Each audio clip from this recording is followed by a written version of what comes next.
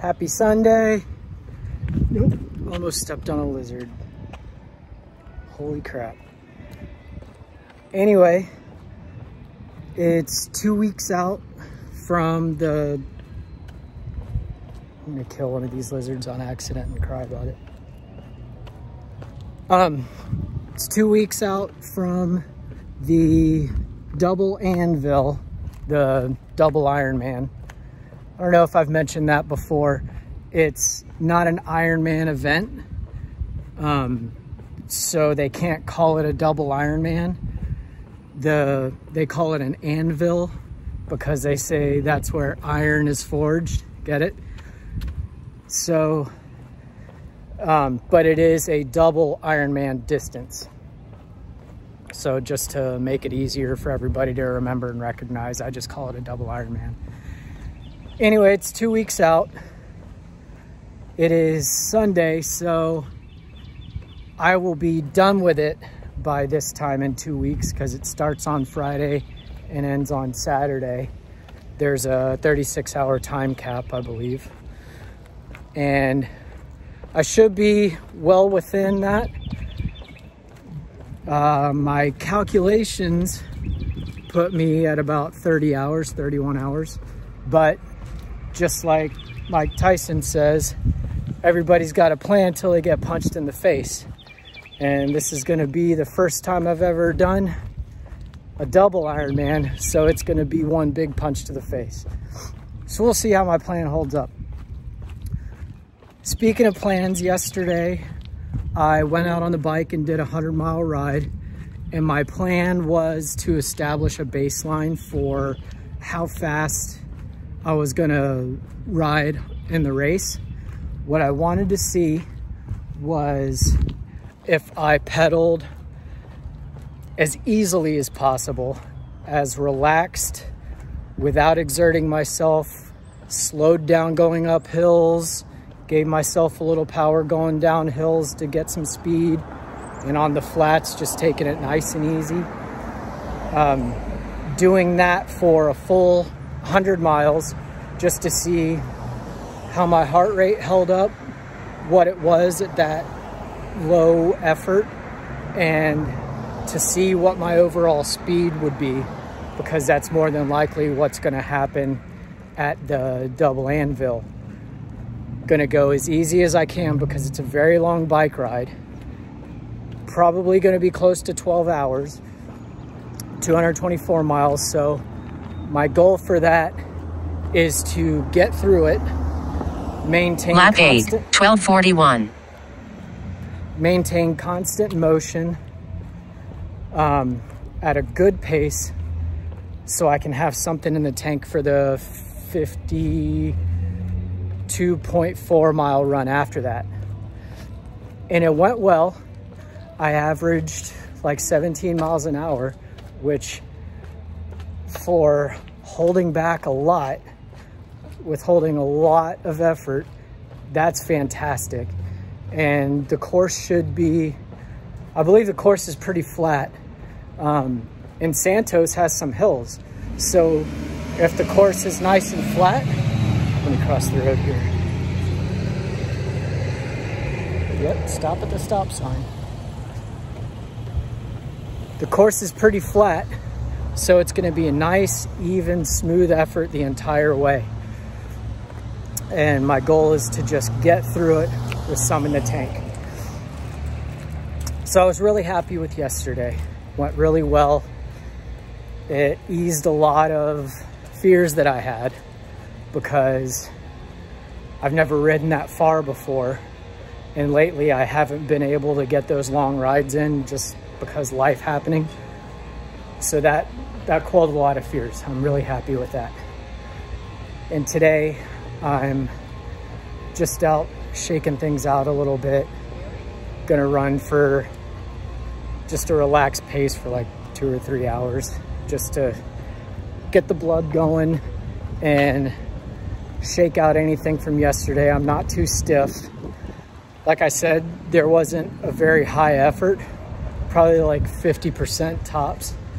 So there was no lactic acid buildup, no soreness. no stiffness. So today's just a nice little shakeout run, get some miles, be outside, sweat a little bit. Unfortunately, it has warmed up to where heat and sweat are going to be a really big issue at the race. And I was kind of afraid of that, but it is what it is, and it'll throw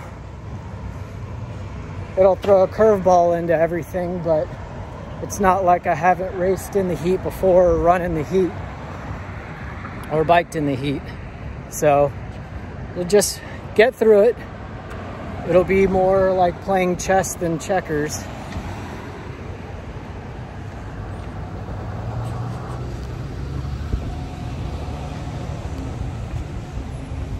And I'll just have to make sure I stay hydrated and dial the effort back a little bit, just to keep that sweat from getting pulled out of me so fast. One cool thing, I've always been scared to wear arm sleeves and high socks because I get so hot and sweat so much. But I got a pack of, got some black, gray, and white, I think. I've been wearing these arm sleeves. They're like spandex and polyester, and it's actually helped me stay cooler than if I didn't have anything on my arms at all. Instead of the sweat just falling off or evaporating into the air, the fabric holds it a little bit and lets it evaporate more slowly and cool me off a little better, so that's nice. Plus it's got SPF protection, and I hate wearing sunscreen because I hate when it mixes with sweat and I rub my eyes or something and it gets in my eyes. I hate the feel of it. I hate having to reapply it.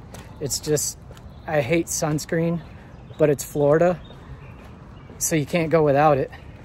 So this is nice. And also I got some nice long socks, and they're compression socks too. Usually I wear just calf sleeves, but these are full foot compression socks. So I've got my calf and foot compression.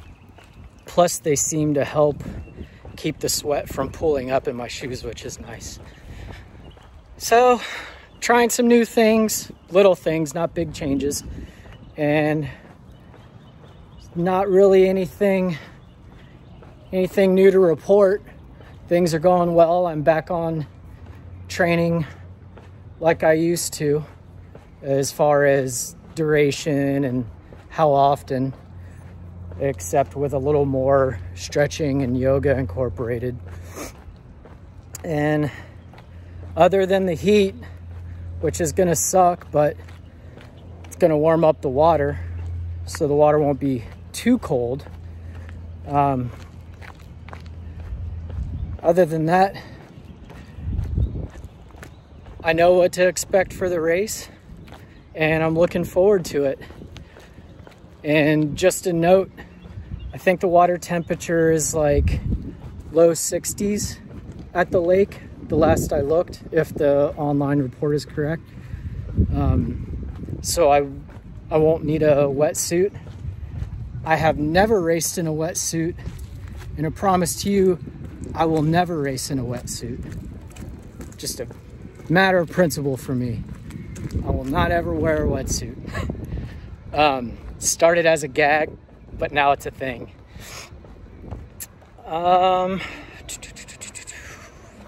So yeah, I'm ready, I'm prepared, I'm excited, looking forward to it. And it's gonna be a fun 2 weeks in a row with the Double Anvil and then the Cross Florida run after that. I've gotten a lot of volunteers to help with the road crew, so all that's gonna be covered. I don't know what the weather is gonna be like. It does look like it's gonna rain at the Double Anvil, so that's gonna be interesting. I don't really like riding the bike in the rain, but I'm gonna have to. And I don't necessarily like running in the rain for a long time because it rained during the last Cross Florida race.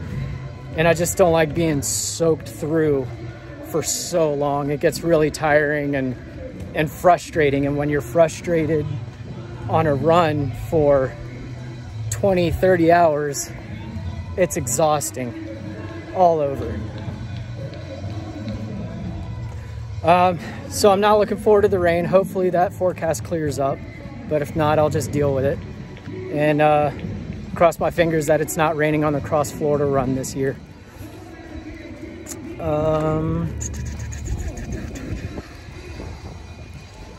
So yeah, that's about it. If you do come to the Double Anvil, spectators are welcome. You got to pay $5 to get into the park. It's a state park. Puppy friendly, as long as you keep them on a leash. If you want to bring your puppies and like give me some encouragement, that'll be great. I would love to see your puppy. I would love to see you, but I would love even more to see your puppy during the race. That would be great. And you're not held back from the course, I don't think. So you can walk right up to my little station and you can hang out in my little 10x10 canopy. You can chill out, watch the race, chat if I stop to fill up or something, or if you want to help me grab something from my cooler or fill up water bottles while I don't know, change socks or something, you're more than welcome to. It's a very interactive race from what I can understand, not like most triathlons.